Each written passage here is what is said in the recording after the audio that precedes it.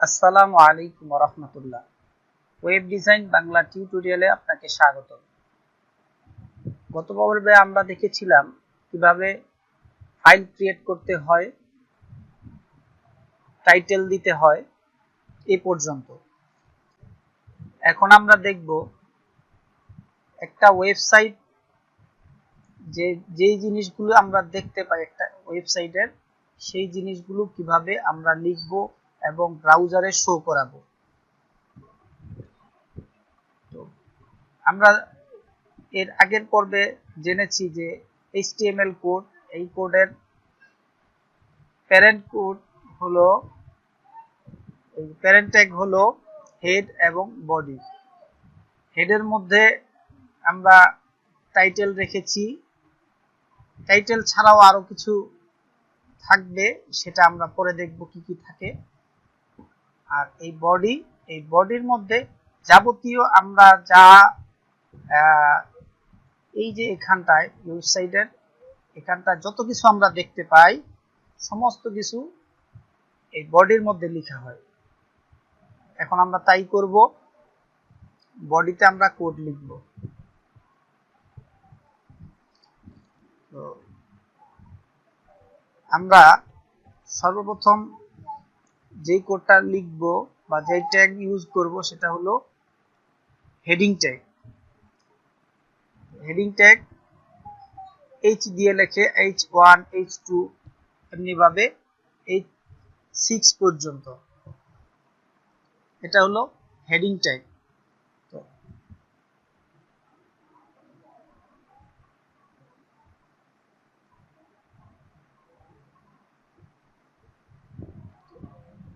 এই ট্যাগ লেখার পরে এখানে আমরা টেক্সটটা দিয়ে দিব, যে কোনো টেক্সট দিতে পারি।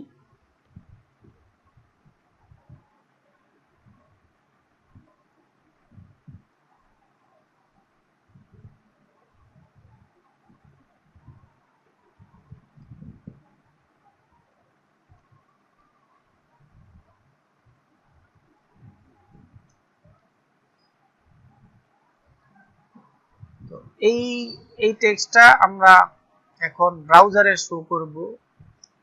তো এটা ফাইলটা আমরা সেভ করে নেই। সেভ করে নেওয়ার পরে আমরা ব্রাউজারে চলে যাব। ব্রাউজারে এসে আমরা রিলোড করব। রিলোড করলে দেখুন এখানে খুব সুন্দরভাবে হেডিংটা শো করেছে। আমরা সেখানে যা লিখেছি সেটা এখানে হেডিং আকারে শো করেছে। তো হেডিংটা কি? আমরা যত টেক্সট দেখতে পাই ওয়েবসাইটে, নিউজ ফিডে, এরকম কিছু, তো সবগুলি 6টা ক্যাটাগরিতে হয়। 6টা ক্যাটাগরির মধ্যে H1 H2 হেডিং 1 হেডিং 2 এমন ভাবে 6 পর্যন্ত আমরা দেখতে পাই। তো এটা অন্যগুলি আমরা এইভাবে লিখতে পারি।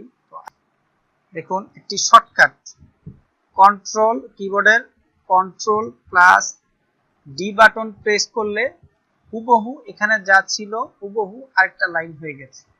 এখানে আমরা 1 এর পরিবর্তে যদি আমরা 2 লিখে দেই তাহলে হেডিং 2 হয়ে যাবে।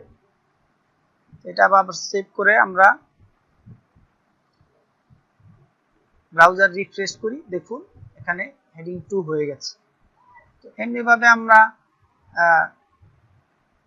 3 4 5 6 এগুলো চেঞ্জ করে দিলেই বাস ওইভাবে হয়ে যাবে। তো ফাইলটা আমরা সেভ করে নিলাম।